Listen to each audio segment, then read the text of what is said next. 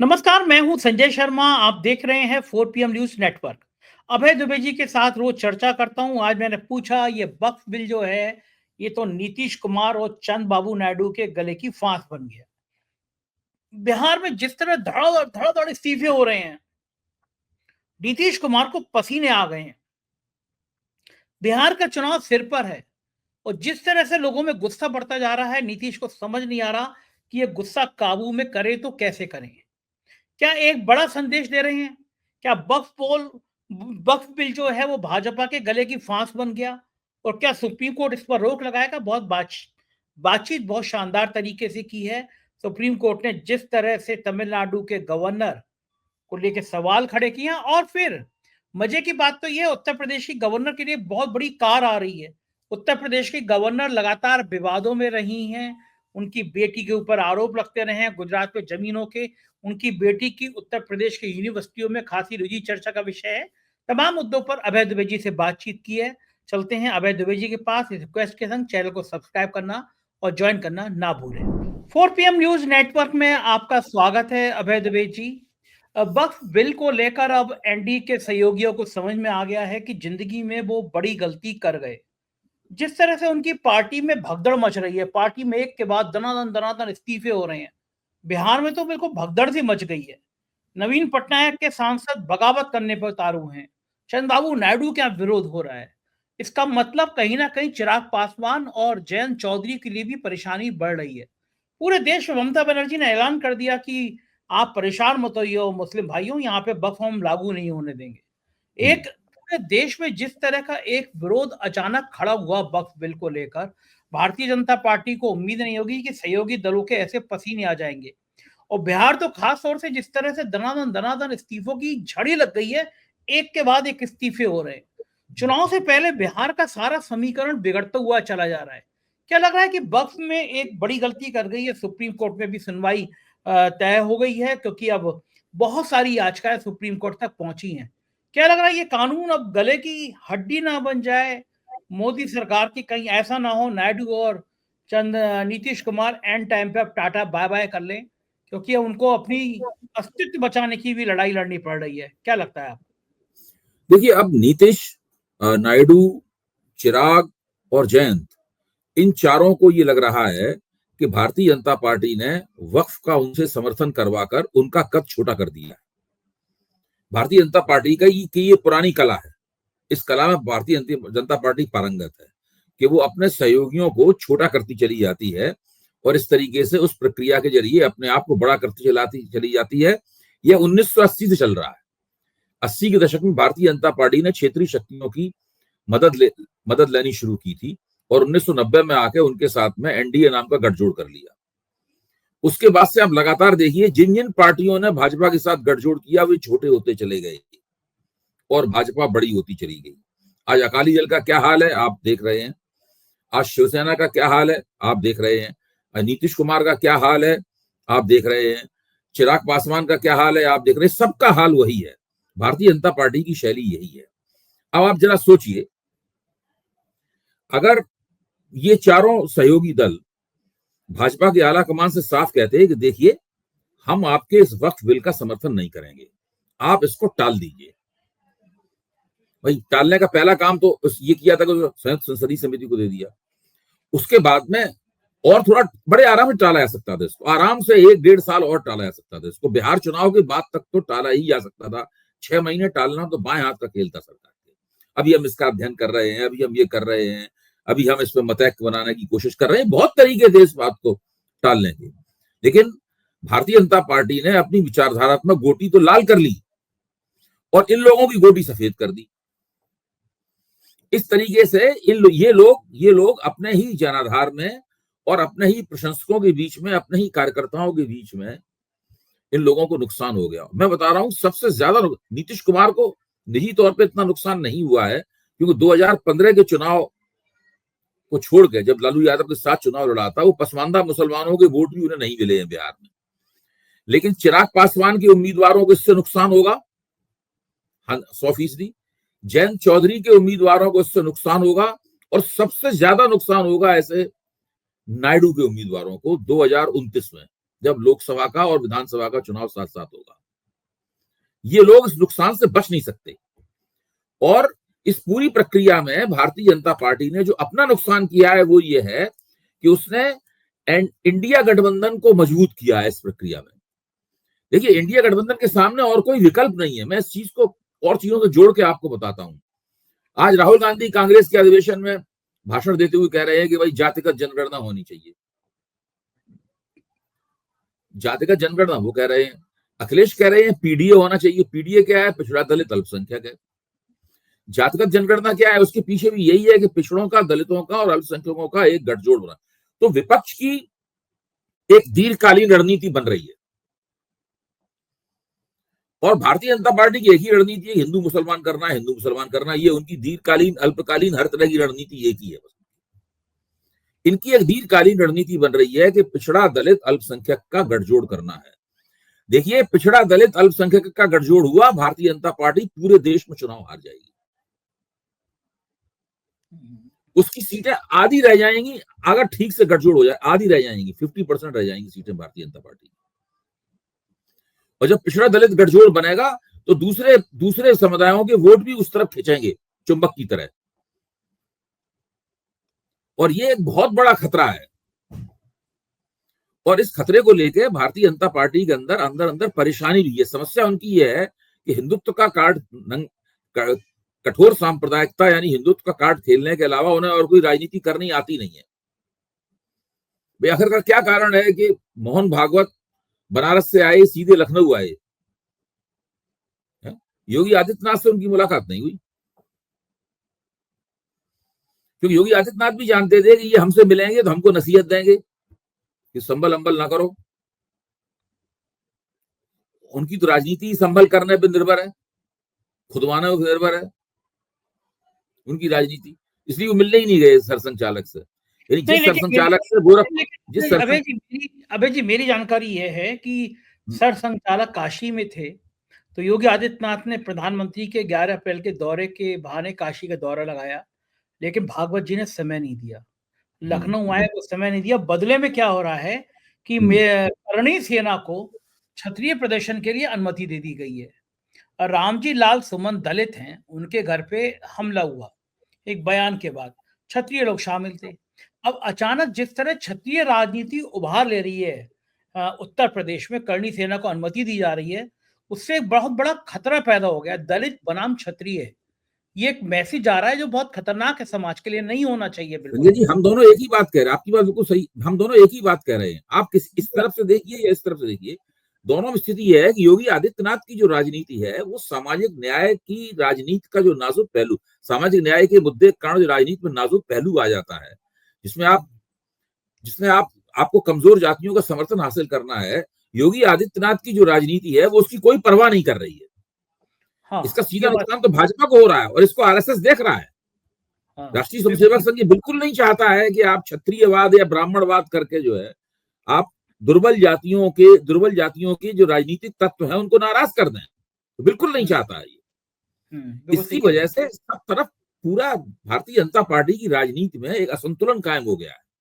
भाजपा ने बहुत मुश्किल से लंबे अरसे में कोशिश करके ब्राह्मण बनिया पार्टी की छवि से मुक्ति प्राप्त की थी। धीरे धीरे उसी सांचे में दोबारा वो अपने आप को घुसेड़ती जा रही। कोई और नहीं घुसेड़ रहा है, वो अपने आप खुद ही कूद के उस सांचे में बैठ रही है भाजपा। ऐसा नहीं है कोई और कह रहा हो, भाजपा खुद ही इस तरह की तमाम गतिविधियां कर रही है, इससे कूद के उसी सांचे में बैठ जाएगी। संघ लगातार नसीहत दे रहा है, विरोध कर रहा है कि ऐसा मत कीजिए, ऐसा मत कीजिए, ऐसा मत कीजिए, लेकिन लगातार वैसा हो रहा है। संघ ने केवल औरंगजेब वाली बात तो दबा दी, औरंगजेब वाली बात तो संघ ने दबा दी, लेकिन योगी आदित्यनाथ को दबाने में नाकाम है। भाई देवेंद्र फडणवीस समझ गए कि भाई संघ नहीं चाहता है, तो धीरे धीरे करके उन्होंने उस बात को होशियारी से दबा दिया। अब कोई औरंगजेब की कोई चर्चा नहीं कर रहा है, लेकिन योगी आदित्यनाथ तैयार, वो मान ही नहीं रहे, वो तो अपने उसी ढर्रे पे चल रहे हैं लगातार। योगी आदित्यनाथ के बहुत से पत्रकार मित्र जो उनसे मिलते हैं, उनसे ये भी कहते हैं कि आप इसको थोड़ा सा टोन डाउन कीजिए, तो वो कहते हैं नहीं, मैं बिल्कुल टोन डाउन नहीं करूंगा।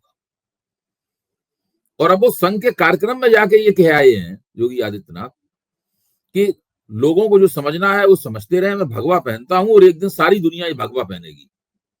इस प्रकार की वो डींग वहां पे हाँक आए। नहीं, अब हम लोग उधर से इधर आ गए, हम लोग दूसरे विषय पे चर्चा कर रहे थे, हम लोग इधर आ गए। मैं ये बता रहा हूं कि ये जो भारतीय जनता पार्टी के अंदर एक रणनीतिक संकट पैदा हुआ है कुछ भाजपा के कामों से।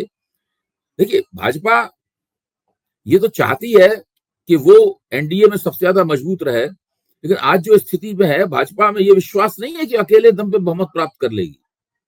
उसे अपने सहयोगी दलों की आवश्यकता होगी कि वक्फ बिल टाला जा सकता था और उसको वक्फ बिल को टालना चाहिए था। ये राजनीति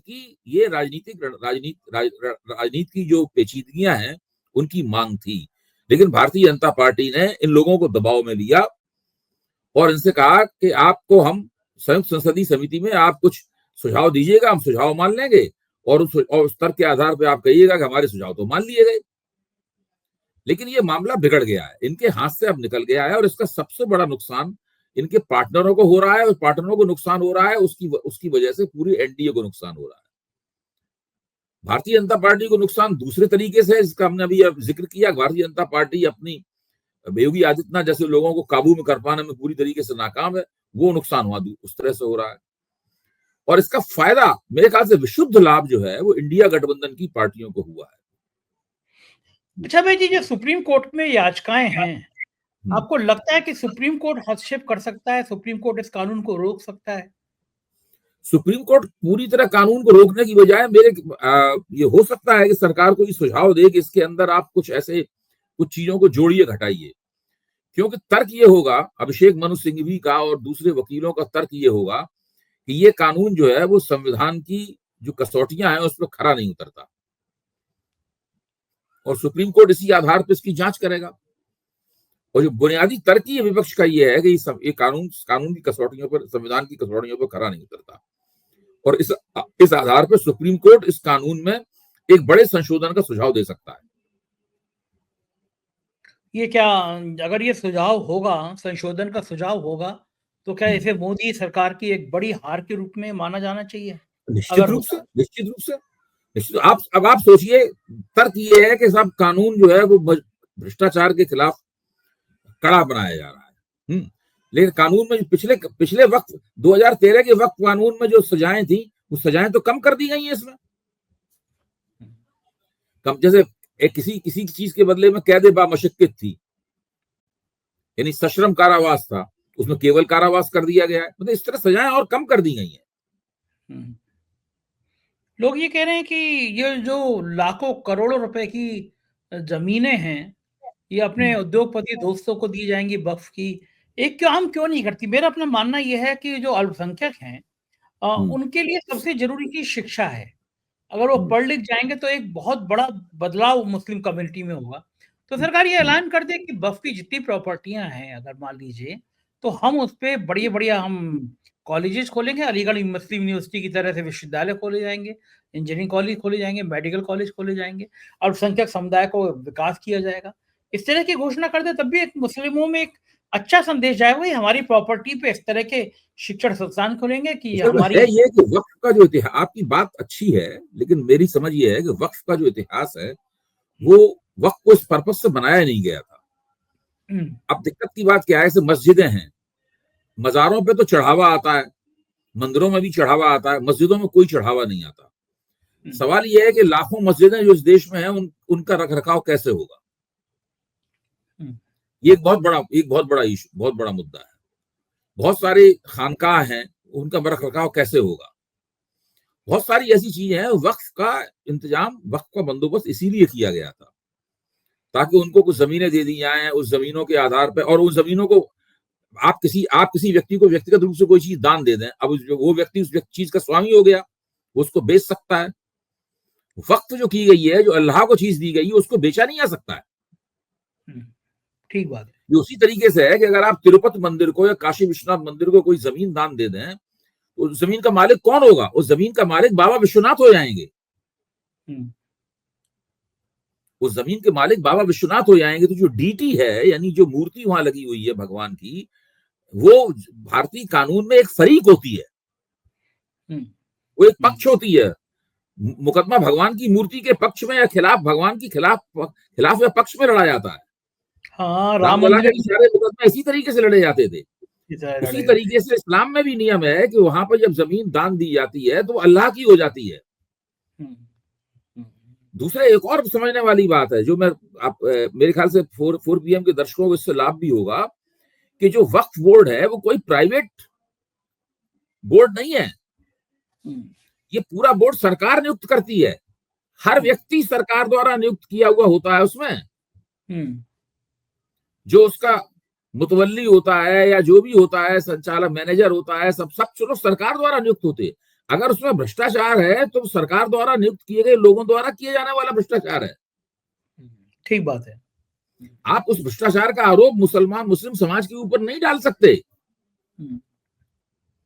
तो सुप्रीम कोर्ट इन्हीं बातों की जांच करेगा कि जिन मकसदों से ये कानून लाया गया है क्या वो मकसद यहां पर खरे उतरते हैं कि नहीं खरे उतरते हैं। इसीलिए विपक्ष को बहुत विश्वास है और पक्का विश्वास है कि इस कानून को वो सुप्रीम कोर्ट में इस कानून को दे मारेंगे। लग भी रहा है कि कुछ ना कुछ तो होगा। तो दूसरे भूमिका पे बात करते हैं। देश में राज्यपालों की भूमिका को लेकर तरह तरह के सवाल उठते रहते हैं। कई राज्यों के गवर्नर जो हैं उनकी सुर्खियां अभी उत्तर प्रदेश में हमारी गवर्नर साहिबा जिनका कार्यकाल पूरा हो चुका है, उत्तर प्रदेश में कुलपतियों की नियुक्तियों को लेकर जितने विवाद हुए, जितनी आर्थिक अनियमितता के आरोप लगे, आज तक कभी नहीं लगे। गवर्नर साहब की जो सुपुत्री हैं उनका नाम भी बड़ा सुर्खियों में रहता है। गुजरात में भी जमीन के घोटाले में उनका नाम आया था। अभी ताजा कैबिनेट ने पार किया, उनको बहुत एक बड़ी सी कार चाहिए। एक और गवर्नर साहब का मामला सुर्खियों में है जो इस तरह अदालत ने जो टिप्पणी करी है, इन भूमिकाओं को लेकर आप क्या कहेंगे? अच्छा, अब आप एक चीज जो लोगों की निगाह से चूक गई है और मैं बार बार उसको फोकस कर रहा हूं वहां पर। तमिलनाडु के राज्यपाल RN रवि ने स्टालिन सरकार के जिन विधेयकों को लटका रखा था वो विधेयक किस किस्म के थे? वो विधेयक भी विश्वविद्यालयों में नियुक्तियों के संबंधित विधेयक थे जो अभी आप जिक्र कर रहे हैं। अच्छा, क्यों विश्वविद्यालयों में नियुक्तियों का सारे देश में कामकाज कौन देखता है? राष्ट्रीय स्वयंसेवक संघ देखता है। शिक्षा के ऊपर राष्ट्रीय स्वयंसेवक संघ का कब्जा है।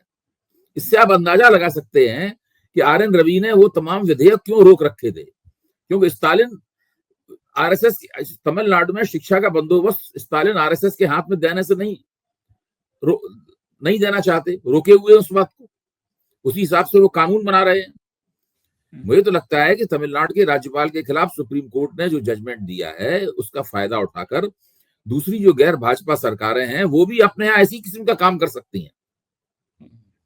दिल्ली में तो हालत यह है कि भाई साहब लोग जो हैं, प्रचारक लोग, इन्हें भाई साहब कहा जाता है, भाई साहब लोगों की मर्जी के बिना तो एक असिस्टेंट प्रोफेसर नहीं नियुक्त हो सकता, कोई भी वाइस चांसलर नियुक्त नहीं हो सकता।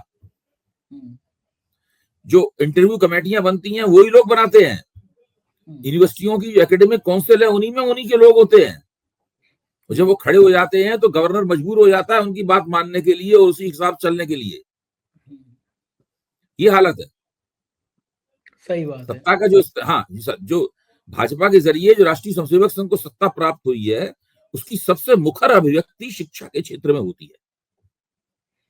और ये तमिलनाडु के सवाल के ऊपर जो सुप्रीम कोर्ट का जजमेंट है उसका इससे सीधा ताल्लुक है इसका। वो सारे विधेयक यूनिवर्सिटी में नियुक्तियों के मामले के विधेयक हैं। मतलब ये तो बहुत भयंकर झटका है ये फैसला। ये देखिए, इस फैसले से न केवल केंद्र राज्य संबंधों का संतुलन दुरुस्त होगा बल्कि एक रास्ता भी खुलेगा कि राष्ट्रीय स्वयंसेवक संघ का शिक्षा के क्षेत्र में जो शिकंजा कसता जा रहा है उससे कैसे मुक्ति प्राप्त की जाए। बिल्कुल ठीक बात है। बात करेंगे कांग्रेस के अधिवेशन की। मल्लिकार्जुन खड़गे ने भी आज बड़ा तीखे शब्दों में कहा कि जिन्हें रिटायर होना रिटायर हो जाएं। और राहुल गांधी ने कहा, बड़े मजे की बात है, मंच पर एक नेता ने कहा कि भाई उत्तर प्रदेश का हवाला दिया कि ऐसा नगर अध्यक्ष नियुक्त कर दिया गया जो जिसका एक भाई सपा में एक भाई भाजपा में है। तो मतलब मंच एक ऐसा खुला मंच था जिस पर आज मुखर होके कांग्रेस के लोगों ने अपनी बात कही। बहुत दिनों बाद मुझे लगता है कि कांग्रेस एक ऐसा अधिवेशन था जिसमें बात कही गई।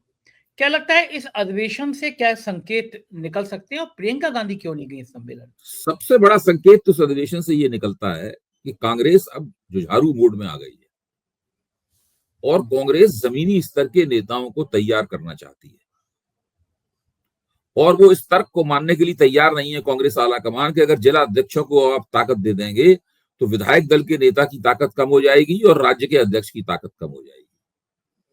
अब तो कांग्रेस अपने संविधान में ही संशोधन करने जा रही है, जहां तक मेरी जानकारी और समझ है, कि जब टिकट बांटने वाली प्रादेशिक कमेटी बैठेगी तो हर जिले के बारे में जब फैसला करेगी तो उस फैसले में जिला अध्यक्ष को बुला के, बाहर बैठे होंगे तमाम जिला अध्यक्ष, एक एक करके उनको बुलाया जाएगा उस जिले के बारे में फैसला लेने के लिए, उनकी राय भी मांगी जाएगी।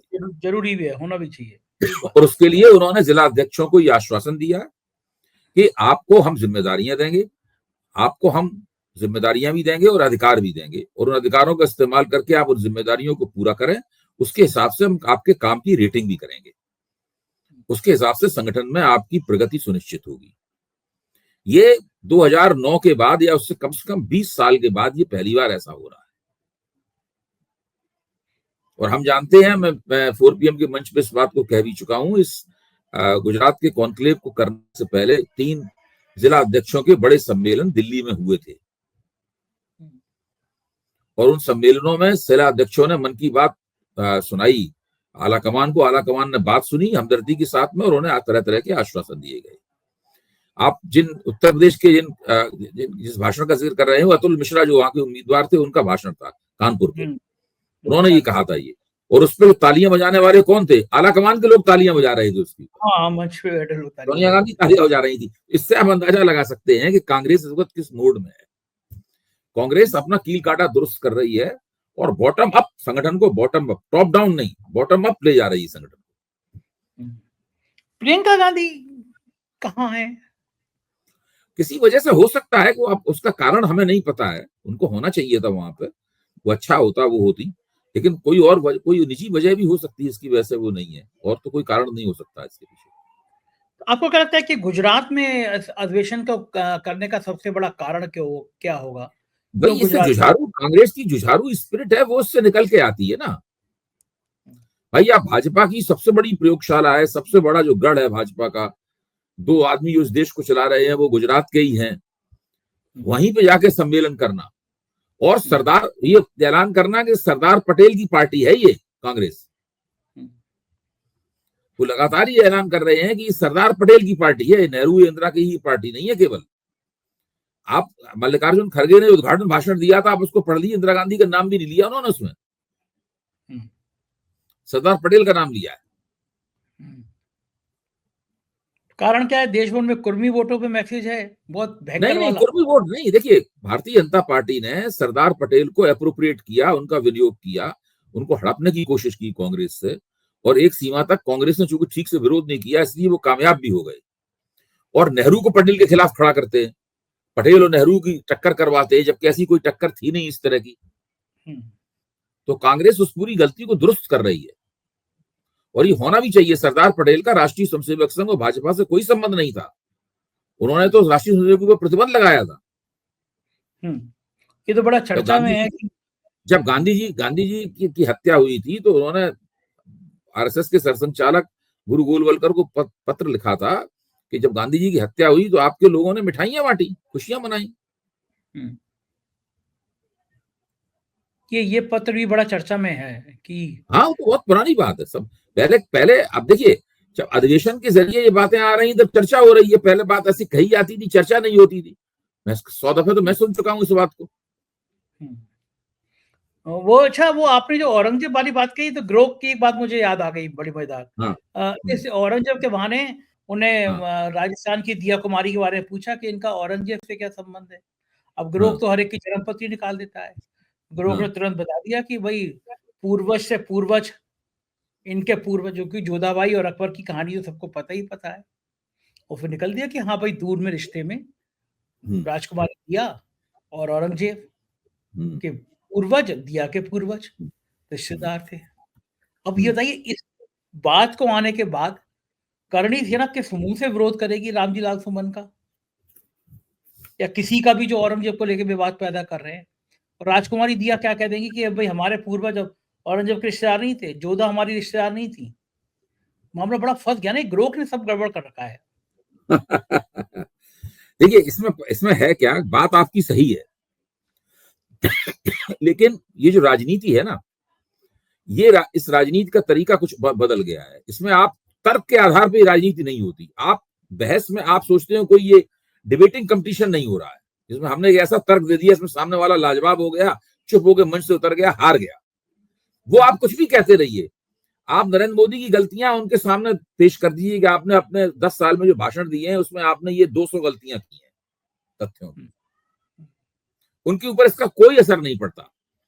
अभी तो मैंने एक ऐसी चीज देखी जिसका मैं जिक्र करना भूल गया। जहां कहीं नरेंद्र मोदी जाते हैं वहां विजिटर बुक में वो अपना संदेश लिखते हैं और दस्तखत करते हैं। तो नरेंद्र मोदी कोई संदेश नहीं लिखते, पहले से वो अफसर लोग आके उस संदेश को लिख देते हैं हिंदी में, और नरेंद्र मोदी नीचे उसमें नरेंद्र मोदी दस्तखत कर देते हैं उसके अंदर। अच्छा, उसमें अफसर लोग करते हैं अंग्रेजी हिंदी की बहुत ज्यादा गलतियां, बिंदियां नहीं लगाते, वर्तनी की गलतियां होती हैं, बहुत गड़बड़ियां होती हैं। किसी ने उनकी फोटो लेके और लाल स्याही से उसकी गलतियां निकाल के उसको सब डाल दिया सोशल मीडिया में, उसमें कांग्रेस ने ट्वीट नीचे नरेंद्र मोदी हर जगह साइन कर रहे हैं बिना देखे हुए कि इसमें गलतियां कितनी है। अच्छा, नरेंद्र मोदी खुद ही नहीं पता होगा कि इसके अंदर गलतियां कितनी है। सही बात है। तो ये सब लोग ऐसे ही लोग हैं, सब पूरे के पूरे। गजब है, मजेदार बात है। बातचीत ऐसी हम लोग करते रहेंगे रोज। बहुत बहुत शुक्रिया अभय जी, आपने समय दिया, थैंक यू। ये थे अभय दुबे जी और आपने पूरी बातचीत सुनी। मुझे यकीन है ये आपको चर्चा पसंद आई होगी। अपने प्यार भरे कमेंट मुझे जरूर बताइएगा। शुक्रिया, थैंक यू।